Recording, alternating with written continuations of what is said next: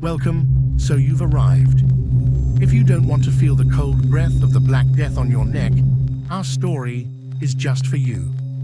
In the year 1347, the year when darkness engulfed Europe, a ship from Crimea was no ordinary ship.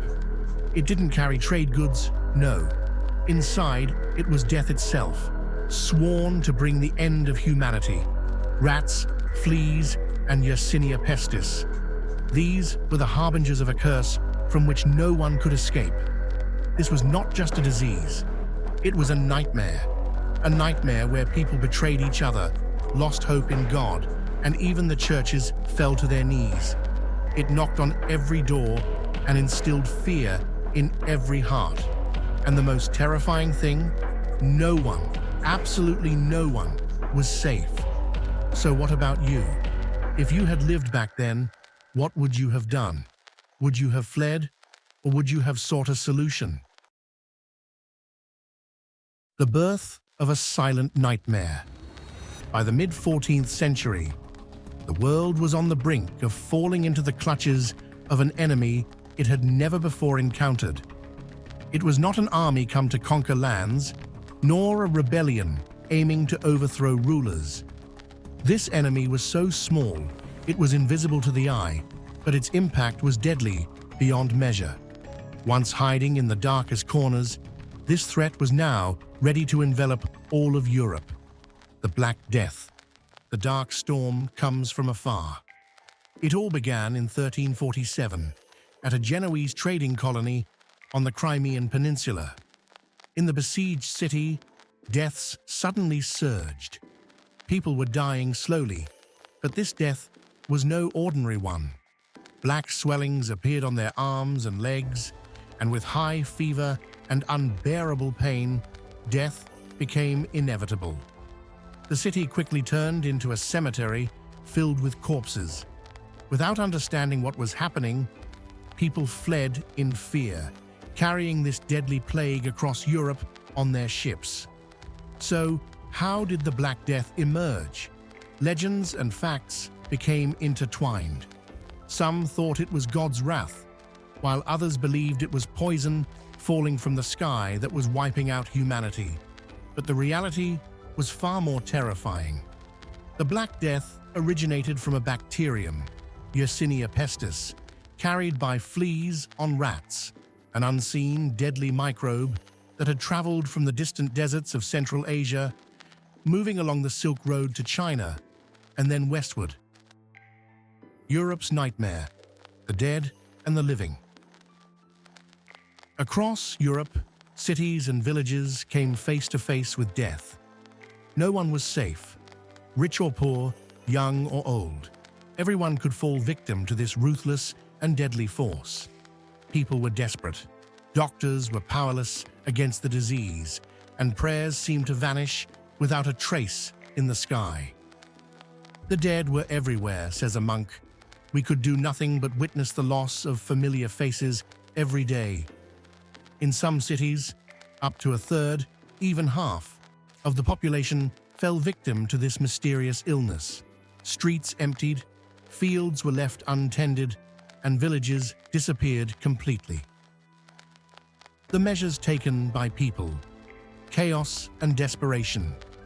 As the disease spread rapidly, people desperately tried various measures. City gates were shut, and the entry of foreigners and trade ships was prohibited. But the disease had already seeped inside. In some towns, patients were locked in their homes, and even houses were sealed.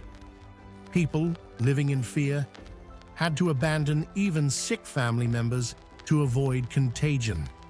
The situation in churches was more complex. Prayers and rituals intensified in an attempt to seek refuge in God and escape the disease. However, churches could not prevent the spread of the illness. Instead, crowded services contributed to its further spread. During this period, the church experienced a significant loss of authority. The ineffectiveness of the suggested prayers to protect against God's wrath eroded people's trust in the church. Many priests and clergy also tried to escape or became victims, weakening the religious structure. The masks of the plague doctors, symbols of fear. The masks worn by plague doctors had a long, bird-like beak protruding from them. But why was such a terrifying design chosen? The purpose of these masks was not only to scare people. Medieval medicine believed that diseases spread through foul odors. Therefore, doctors placed aromatic herbs, spices, and even vinegar-soaked cloths into the beak-like part of the mask.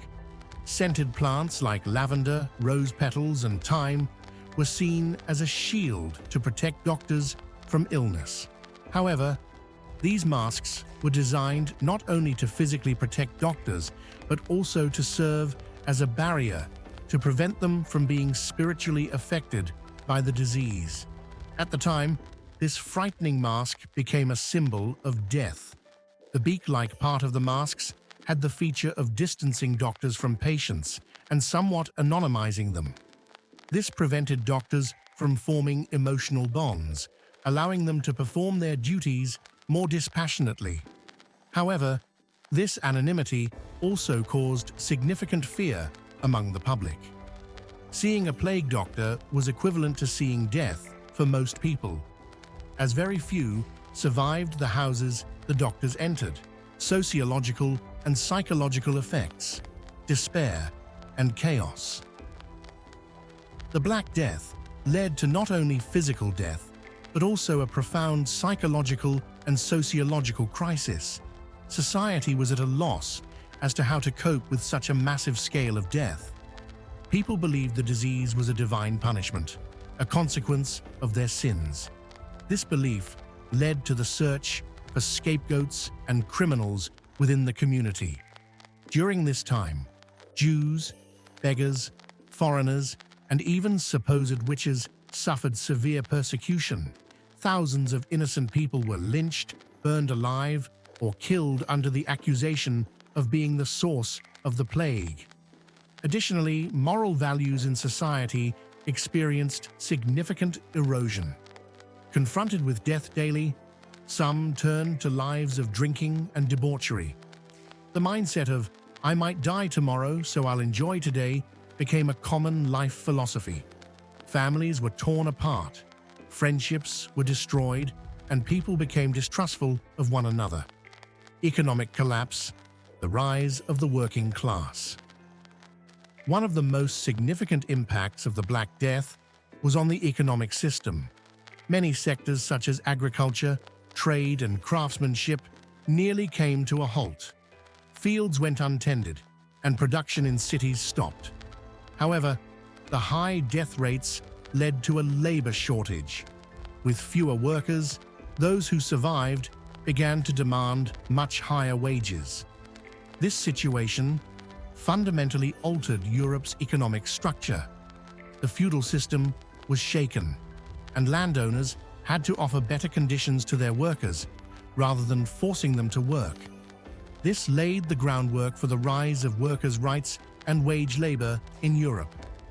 Of course, capitalism as we know it did not exist at that time, and the extreme wealth disparities seen in the post-COVID world did not occur.